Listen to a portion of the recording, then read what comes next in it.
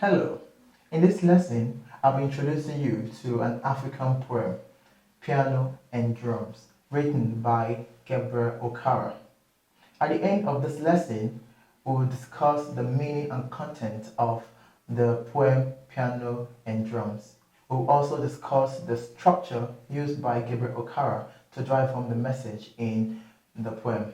We will also discuss the language used by the poet and also the themes embedded in the poem.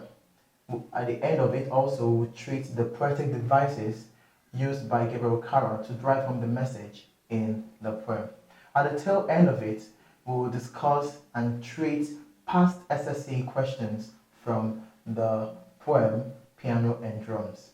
I would advise you to look up the poem itself from the key point session. In our next video, I'll be treating the content and meaning of the poem Piano and Drums.